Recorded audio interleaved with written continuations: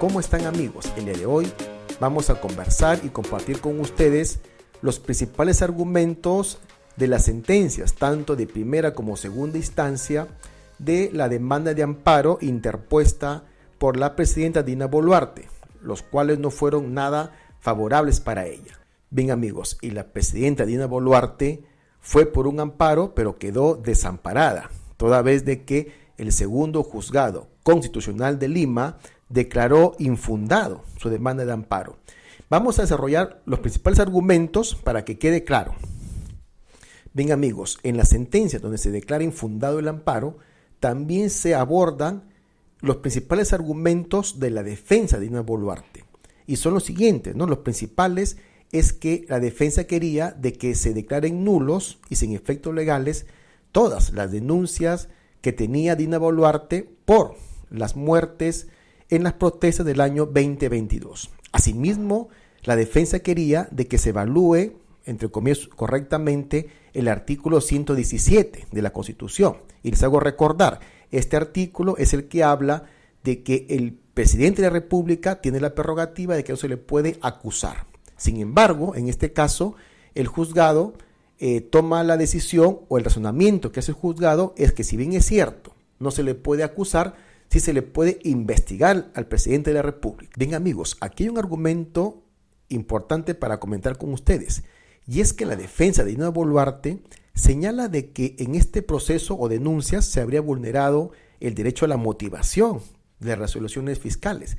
Pero aquí hay algo importante. Además de ello, dice de que se habría denaturalizado la prerrogativa constitucional de inmunidad presidencial. ¿Y por qué? Dicen de que no se ha debido iniciar una investigación a través o con las denuncias que tiene Dina Boluarte, sino que se ha debido esperar a que se corroboren de repente, así de manera, no sé si informal, las investigaciones, antes de iniciar una investigación formal. ¿Qué opinan ustedes, amigos? Yo creo que ante todo ciudadano, ante una denuncia, la Fiscalía tiene el deber y obligación de iniciar una investigación. Ya en la investigación se verá si es o no verdad o es falso lo que están denunciando. Pero aquí lo que dice el abogado es que no se debió iniciar una investigación sin antes hacer las verificaciones. Pero ¿no se supone que dentro de una investigación penal se hacen las verificaciones, las corroboraciones? ¿O es que es antes las corroboraciones? Entonces aquí creo que hay una, no sé si equivocación intencionada de la defensa, lógicamente, pero creo que no es válido. Legalmente empiezan las investigaciones, siempre son formales. Una vez que inicie la investigación preliminar, inician todas las investigaciones, por ejemplo, allanamientos, se dan las pesquisas, la declaración de testigos, etc. Es en la misma investigación, mas no es antes de manera informal. O sea, aquí hay una equivocación prácticamente o una, de repente, manera incorrecta de ver cómo es la investigación. Y el artículo 117 no alcanza al presidente para que no se le investigue. Bien, amigos, pero aquí les leo un argumento del juzgado para salir en este tema del artículo 117. Dice lo siguiente: por lo tanto, se debe entender que la finalidad del artículo 117 no es autorizar al presidente de la República a estar al margen de la Constitución e incumplirla, y que como consecuencia esté habilitado a vulnerar con impunidad las demás normas constitucionales, lo que resulta absolutamente contradictorio con los principios de proscripción de la arbitrariedad y primacía de la Constitución inherentes a todo Estado constitucional de derecho.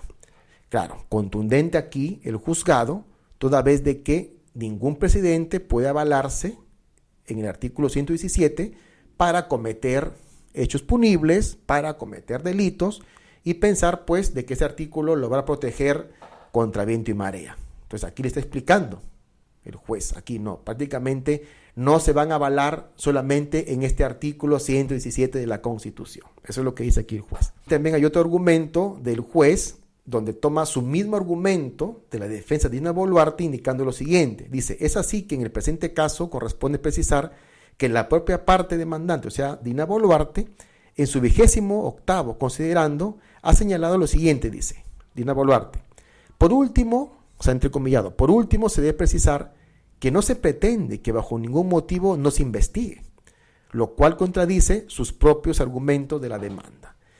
Es decir, la defensa de Dina Boluarte está de acuerdo de que se le puede investigar al presidente. Entonces, si está de acuerdo con esa premisa que se le puede investigar, ¿por qué tiene argumentos contradictorios? Como por ejemplo decir, no, pues no se puede iniciar una investigación formal, sino que tiene que verificarse, corroborarse antes de iniciar una investigación. Entonces, la investigación no es una sentencia. La investigación es el procedimiento para recabar todos los elementos de convicción, la prueba, para poder decidir. Creo que ahí está el fondo del asunto. Bien, amigos, por estos considerandos, el juez declara infundado la demanda de amparo de Dina Boluarte. Pero como Dina Boluarte no se quedó contenta con esta decisión de primera instancia, lo cual le asiste a todo ciudadano, más aún al presidente, interponer su apelación, su recurso impugnatorio a la segunda instancia. Y aquí viene la otra parte de la historia. Bien, amigos, luego que Dina Boluarte interpone este recurso impugnatorio a la sentencia, ¿no?, de amparo que fue infundada, la segunda sala constitucional declara improcedente esta apelación. Ustedes se preguntarán, a ver, la primera instancia dijo infundada y acá es improcedente. ¿Qué significa improcedente? ¿Qué significa infundable? Les explico rápidamente. Bien, amigos, pero ¿cuáles fueron los argumentos de segunda instancia que sirvieron para declarar improcedente esta apelación de Dina Boluarte? Y es que el juez de segunda instancia dijo lo siguiente, dice, si la demandante alega que sus derechos constitucionales no son respetados dentro del marco de las diligencias preliminares y la investigación preparatoria, dice, para corregir o proteger sus derechos, puede acudir, dice, al juez penal de la investigación preparatoria. Y menciona pues aquí un acuerdo plenario, etc. Dice, además este juez, ¿no?, puede controlar mediante tutela de derechos el ejercicio regular de las funciones del fiscal como director de la investigación. Es decir, les explico. Bien, amigos, aquí el juez está indicando a Dina Boluarte de que si ella se ha sentido vulnerada en sus derechos en la vía penal, es en esa misma vía penal que existe una medida que se llama, por ejemplo, de tutela de derechos, que sirve para poder controlar, supervisar las acciones que tiene el fiscal. Entonces, no es que ella haya directamente recurrido a la jurisdicción constitucional, sino que debido también en la misma vía penal hacer respetar sus derechos. Eso es lo que le quiero decir el juez. Y también en un argumento finalmente le dice el juez, en consecuencia, la presente demanda de amparo se ha entablado de manera prematura, dice, ya que el demandante no ha agotado los mecanismos internos previos en el proceso penal subyacente. Por lo tanto, dice, no cumple el requisito de firmeza establecido en el artículo 9 del Código Procesal Constitucional y por ese motivo se declara improcedente. Mejor, y miren, bien, entonces con la lectura se puede concluir lo siguiente. Si en la primera instancia se dice de que se fue declarado infundado el amparo, entonces el juez se pronunció sobre el fondo, infundado, se analizó todo. En cambio acá dice que es improcedente segunda instancia, porque ni siquiera se ha debido evaluar esto en esta vía constitucional, sino que se ha debido ver en la vía penal. O sea, en primera y segunda instancia quedó desamparada Dina Boluarte.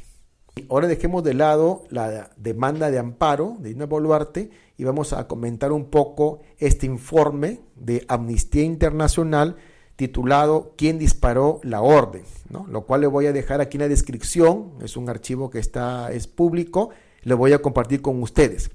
Bien, amigos, pero ¿a qué se refiere este informe de Amnistía Internacional? Hay un titular que dice lo siguiente, Amnistía Internacional dice, Dina Boluarte debe ser investigada por autoría mediata de las muertes en las protestas. Hay un término acá jurídico, pero que se puede entender, les voy a explicar lo que es mediato y lo que es inmediato también, ¿no? ¿Quién está más cerca, por así decirlo? ¿Lo inmediato o lo mediato? Más cerca está lo inmediato.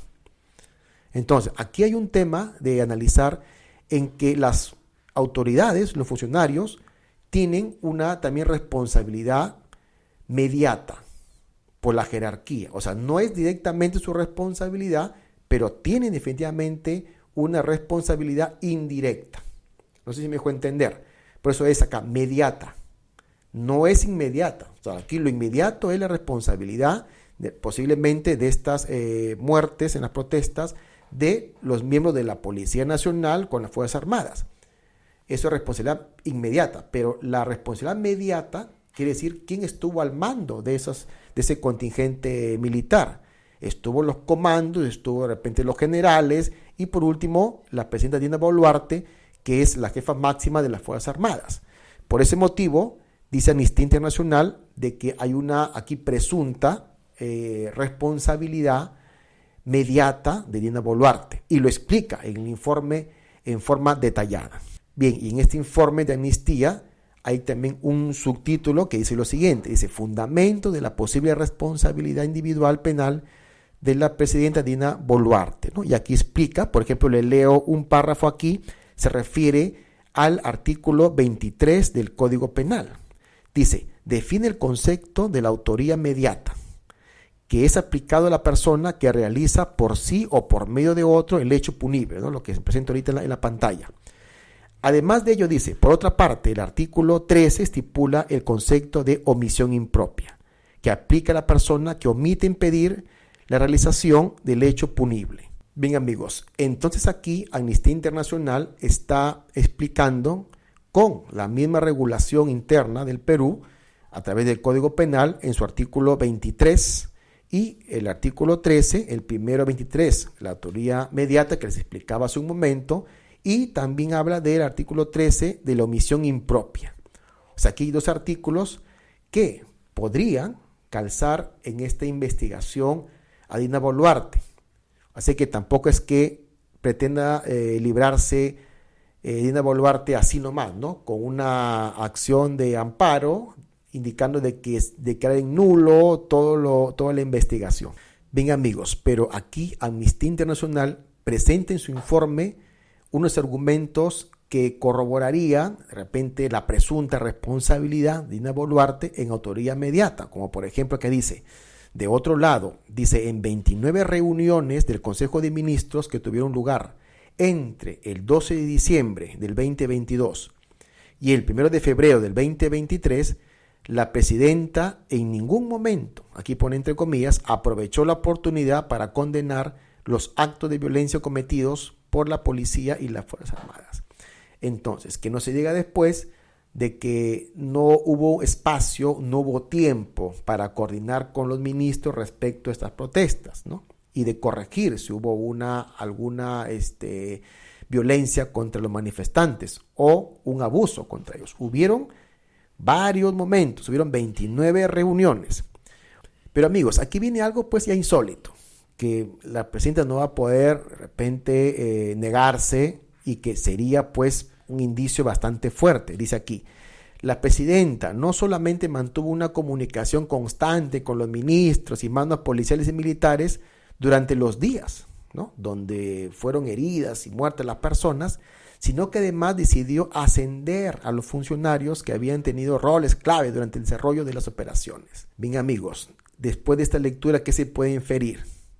De que Dina Boluarte, en lugar de corregir las cosas porque tuvo comunicación con los mismos militares que estaban al mando de esto, en lugar de corregir, más bien dice que los ascendió, o sea, los premió, ¿no? Te doy tu premio por actuar de esta manera. Se dan cuenta como aquí hay otro indicio muy fuerte que tendría que responder definitivamente Dina Boluarte cuando deje de ser presidenta.